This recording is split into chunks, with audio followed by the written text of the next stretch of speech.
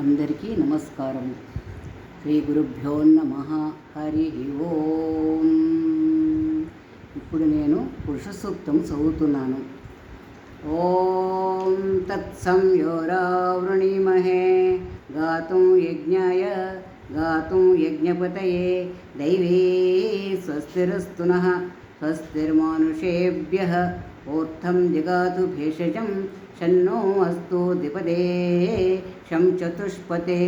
ఓం శాంతి శాంతి శాంతి. ఓం సహస్రశీర్ష పురుషః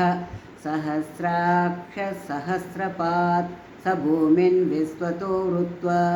అత్యతిష్టదశాంగుళం పురుష ఏవేదగుం సర్వం యద్భూతం యచ్చ భవ్యం ఉతామృతత్వశేషానః యదన్నేనాతిరోహతి ఏతావానస్య మహిమా అతో జాయాంగుచ్చ పురుషః పాదోస్య విశ్వభూతాని త్రిపాదస్యామృతం దివి త్రిపాదోద్ధ ఉదై పురుషః పాదోస్నేహాభవాత్ పునః తతో విశ్వన్యక్రామతు శాసనానసనే అభి తస్మాత్ యజ్ఞాః సర్వహుతః తస్మాద్ విరాడజాయత విరాజో అధిపురుషః స జాతో అత్యరిచ్యత పద్యాం భూమి మదో పురః యత్పురుషేణ హవిషా దేవా యజ్ఞమతన్వత వసంతో అస్యాసీరాజ్యం గ్రీష్మయజ్మః శరద్దవిః సప్తాస్యాసన్ పరిధయః త్రిసప్తసమిధకృతాః దేవా యజ్ఞం తన్వానాః అబద్ధం పురుషం పశుం తం యజ్ఞం బర్హిషి ప్రోక్షన్ పురుషం జాతమగ్రతః తేన దేవా అయజంత సాధ్యా ఋషయచ్చయే తస్మాత్ యజ్ఞాః సర్వహుతః సంవృతం వృషరాజ్యం పశోంగుస్థాంగుచక్రే వాయవ్యానో ఆరణ్యాన్ గ్రామ్యాచ్చయే తస్మాత్ యజ్ఞాః సర్వహుతః రుచः సామాని జగ్నిరే ఛందాగిన్సి జగ్నిరే తస్మాద్ అదస్తస్యాదజాయత తస్యాదస్వ అజాయంత ఏకేచోభయాదతః గావోహ జిగ్నిరే తస్మాత్ జాత అజావయః యత్పురుషం వ్యవధుః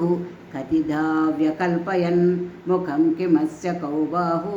కావూరు పాదా ఉచ్యతే బ్రాహ్మణోస్య ముఖమాసీత్ బాహురాజన్యకృతః ఊరు దదస్య యద్వైశ్యః పద్యాం శూద్రో అజాయత చంద్రమా మనసో జాతః చక్షో సూర్యో అజాయత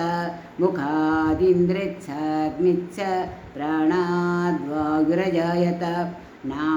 నాభ్యాసీదంతరిక్షం శీష్ణోదౌ సమవర్తత పద్యాం భూమి దశత్రత్రాతో తదా లోకాన్ అకల్పయన్ వేదాహమేతం పురుషం మహాంతం ఆదిత్యవర్ణం తమసస్తు పారే సర్వాణి రూపాణి విచిత్య ధీరః నామాని కృత్వా అభివదన్ యథాస్తే ధాతా పురస్తాద్యముదా జహార చక్రప్రవిద్వాన్ ప్రదిశచ్చతస్రః తమేవం విద్యామృత ఇహ భవతి నాన్యః పంథా అయనాయ విద్యతే యజ్ఞేన యజ్ఞమయజంత దేవా తాని ధర్మాణి ప్రథమాన్యాసన్ తేహనాకం మహిమానః సచంతే యత్ర పూర్వే సాధ్యా సంతి దేవాః అద్య సంభూత పృథివ్యైరసాచ్చ విశ్వకర్మణ సమవర్తతాది తస్య త్వష్టా విదద్రూపమేతి తత్పురుషస్స విశ్వమాజానమగ్రే వేదాహమేతం పురుషం మహాంతం ఆదిత్యవర్ణం తమసః పరస్తాత్ తమేవం విద్యామృత ఇహ భవతి నాన్యః పంథా విద్యతే యనాయ ప్రజాపతిస్తరతి గర్భే అంతః అజాయమానో బహుదా విదాయతే తస్య ధీరా పరిజానంతి యోనిం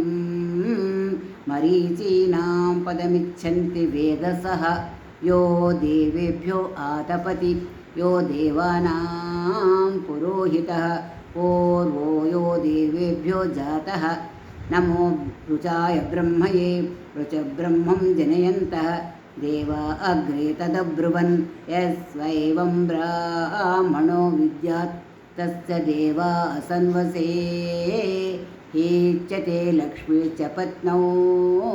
अहोरात्रे पार्श्वे नक्षत्राणि रूपम् अश्विनौ व्याप्तम्